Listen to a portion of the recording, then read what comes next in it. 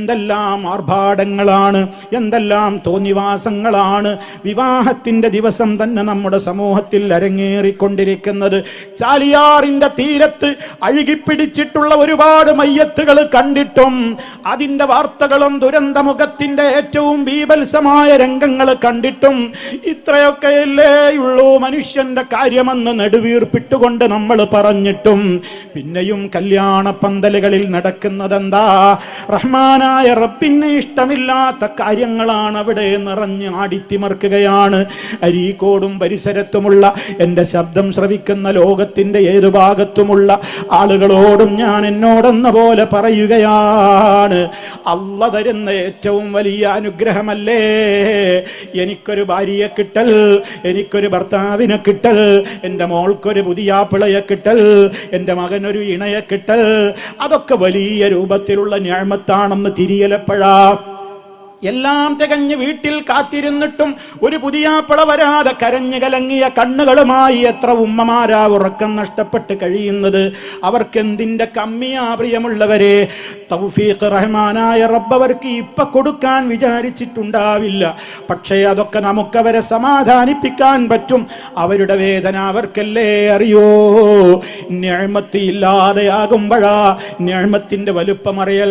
എന്നിട്ട് നമുക്കൊരു കല്യാണം ശരിയായി നമ്മൾ ആ വിവാഹ പന്തലിൽ നിന്ന് നമ്മളങ്ങ് കൈകെട്ടി എല്ലാ പണങ്ങളും നമ്മളങ്ങ് ഇറക്കിയിട്ട് നമ്മൾ സർവ്വ ചാടിക്കളിക്കാർക്കും ഡാൻസിലൂടെ പാട്ടുകാരികളിലൂടെ കൂത്താട്ടം നടത്തുന്ന ആളുകൾക്ക് വേദികൾ ഒഴിഞ്ഞു കൊടുക്കുമ്പോൾ അവിടെ കൂടിയ മനുഷ്യന്മാര് ബാറക്കല്ലാഹു ലക്കുമാ, റഹ്മാനായ റബ്ബ് നിങ്ങളുടെ ഇരുവരുടെയും ജീവിതത്തിൽ ബറക്കത്ത് നൽകട്ടെ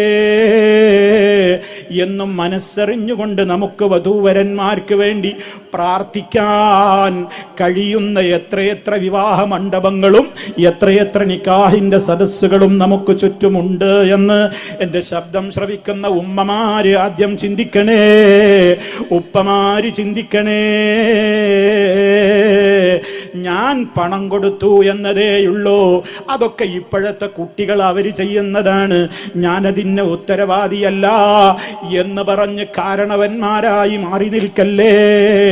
ഓ ഉമ്മമാരെ, നിങ്ങൾ മരിച്ച് നിങ്ങളങ്ങ് കബറിടത്തിലേക്ക് കൊണ്ടുപോകുമ്പോ അതേ റഹ്മാനായ റബ്ബിന്റെ കോടതിയിലെത്തുമ്പോ നിങ്ങൾ തെർബിയത്ത് കൊടുത്ത് വളർത്തേണ്ടുന്ന മോളും മോനുമൊക്കെ നിങ്ങൾക്കെതിരെ എൻ്റെ ഉമ്മാന്ന് എതിർത്തില്ലല്ലോ, ഉപ്പ എതിർത്തില്ലല്ലോ എന്ന് പറഞ്ഞ് നിങ്ങൾക്കെതിരെ റഹ്മാനായ റബ്ബിന്റെ കോടതിയിൽ കേസ് കൊടുക്കുന്ന ഒരവസ്ഥ വരാതെ റബ്ബിന് ഇഷ്ടപ്പെടുന്ന കാര്യങ്ങൾ മാത്രം എന്താണോ അത് തീരുമാനിക്കാൻ വിവാഹവേദിക്ക് മുമ്പ് തന്നെ കുടുംബങ്ങളൊന്ന് മുശാവറ നടത്തിയാൽ പ്രശ്നങ്ങൾ അവസാനിക്കാത്ത ഏത് പ്രശ്നങ്ങളാണുള്ളത്?